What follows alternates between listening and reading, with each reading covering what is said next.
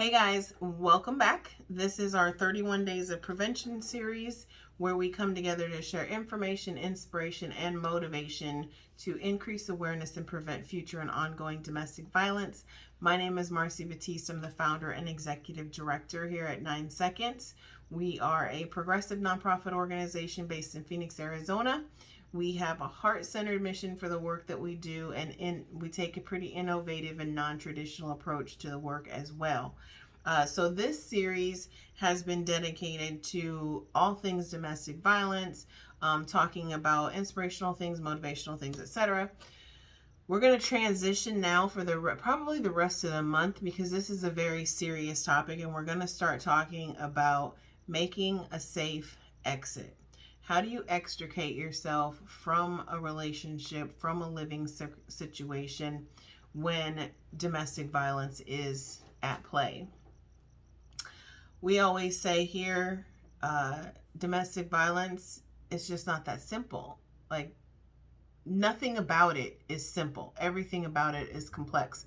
And probably the most complex part about it is the decision to leave, to end the relationship, to exit the home, to no longer associate with that individual. It's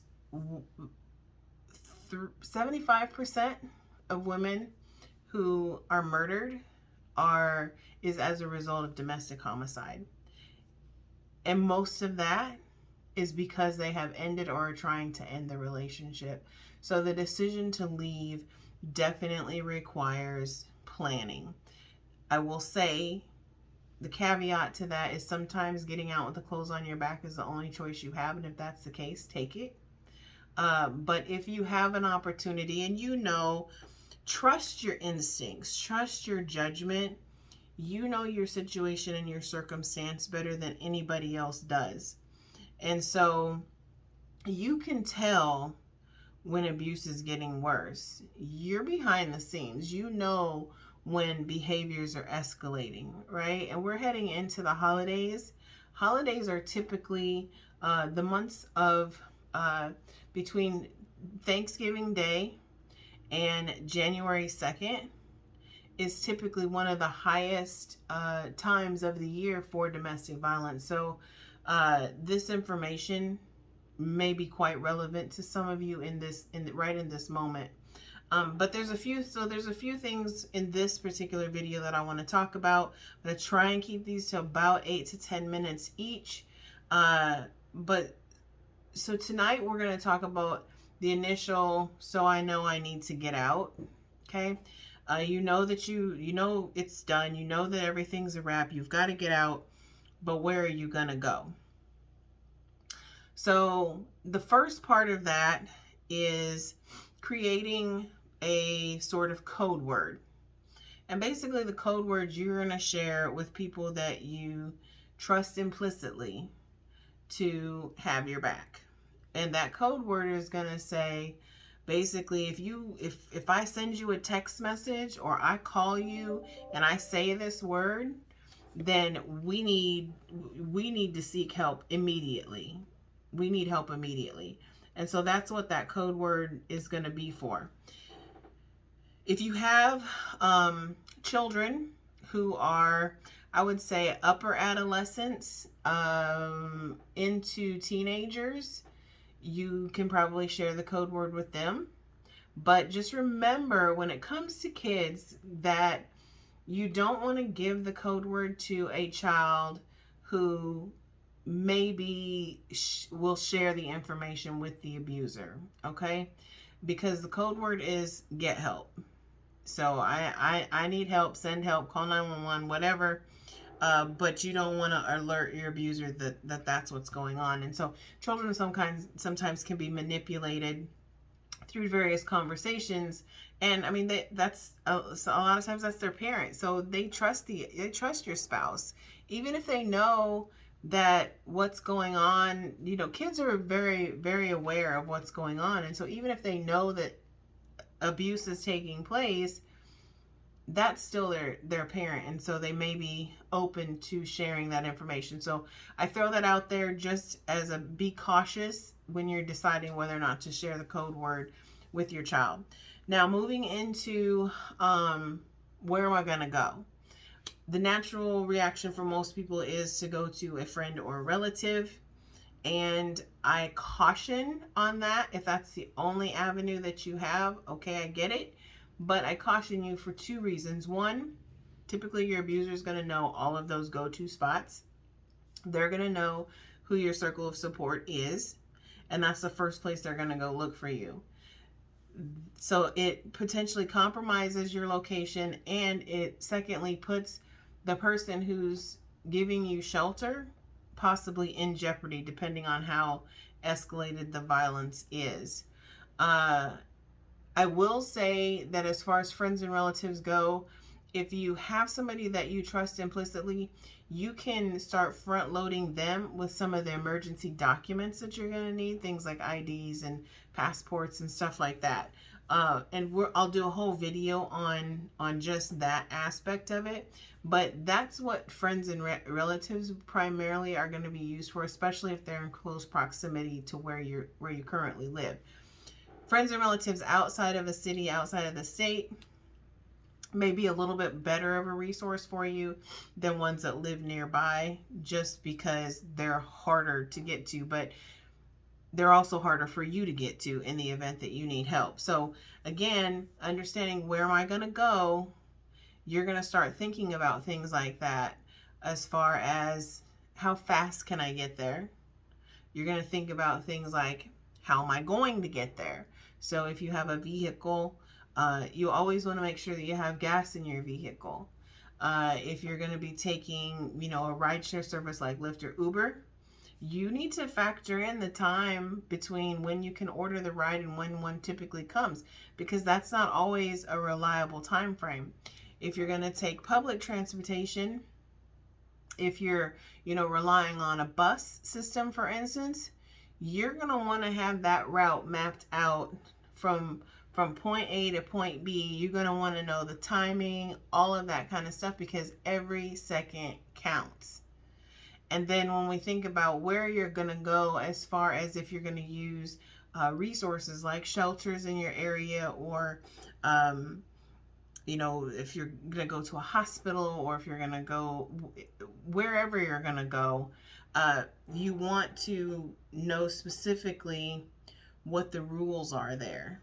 And so that's where a whole lot of research comes in. And when we talk about it's just not that simple, it's not simple. My team here at 9 Seconds is working behind the scenes as we speak, contacting all of the different agencies here in the state of Arizona so that we can do that groundwork for you. But depending on where you're located at, there may not be something like that available. And even for us, we have the information, but it's not on our website yet because we're still in the process of contacting the various agencies. And it's a long list. It's a long list, and it's a lot of stuff to take into consideration. But as you're beginning to go through the list and you're finding these resources for housing and shelter, you're going to want to ask things like, what are the rules for admission? Some only let you in if the police bring you. You want to find out how long you can stay. Some it's 24 hours, some it's 48, some it's a week, some it's 30 days. It just depends. You're going to want to know if you have children. Do they allow children there? Some do, some don't. Is there a maximum number of children? For some, it's 1 or 2 children. Some, it's, bring the whole family. Some, it's female children only. Don't allow, so you have to consider all of their rules and regulations. You want to find out if there's any nominal fees or anything involved. You want to find out if there are fees, how do they take payment? Is it going to be cash only? Do they take cards? If they take cards, now you've got to be careful because that information is tracked, right? Where am I going to go? How am I going to get there? Okay, if we can't use our credit cards, where am I stashing cash? That takes us back to the friends and family that you can trust. Maybe you need to have some funds set aside in cash with an outside resource. We'll talk about that in another one of the videos, but just as it relates to thinking about where you're going to go, thinking about the distance, thinking about all of the ancillary rules that are involved, and then reaching out to these organizations in advance to make sure that you know, and truly, truly creating that plan of how do I get from where I'm at in my home to where I need to be to seek safety and shelter. Okay. I was just gonna see if I was trying to think if I'm forgetting anything. I think that's pretty much it for the like I said, I have an ebook available called Making a Safe Exit. You can go to 9seconds.org, hit the contact page, put a note that you need the ebook sent out, and we'll get that sent out to you. That goes over all of the things that we're going to be talking about in the next week or so for how to actually develop your exit strategy.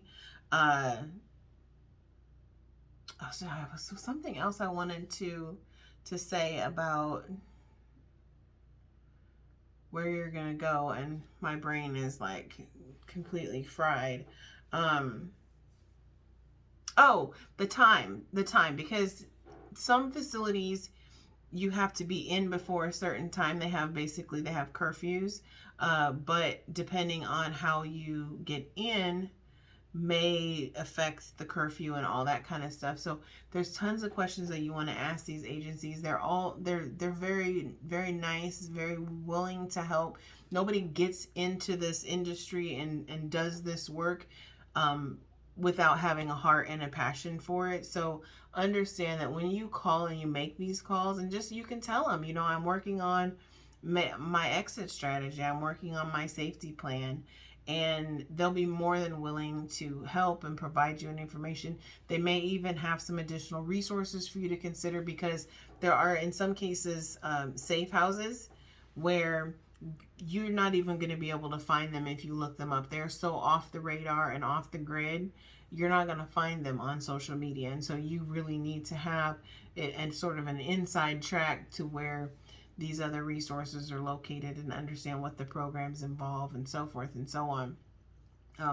But keep in mind that you definitely want to understand the environment in the house as you begin making this exit strategy, and making sure that where you're keeping this information when you find it, how you're tracking it, and how you're creating your plan, that you're doing it in such a way that your abuser is not alerted to the fact that you are trying to develop an exit strategy. And the final thing that I'll leave you with is, don't underestimate anyone. Just because it hasn't reached a certain point up until now doesn't mean that it won't. And the likelihood of you deciding, I'm leaving the relationship, I'm taking our children, and I'm going, that is the point. That's the tipping point. That's the breaking point for a lot of situations where it just goes from bad to 50 times worse. And so I don't say that to scare you. I say that to hopefully prepare you to just don't underestimate someone. Trust your instincts, trust your judgment. Nobody knows your situation better than you do. But making your exit strategy and making a safe exit does require planning. It is complex. There are a lot of moving parts. And so that's why I'm going to break, like I said, that's why I'm going to break these videos up, because it's just so much to talk about. We do an entire workshop on making a safe exit. Like, it's an actual whole 4-hour workshop to give you an idea of how much goes into it. So that's it for today's message, guys. I hope everyone is happy and healthy and safe. If you hear something, share something.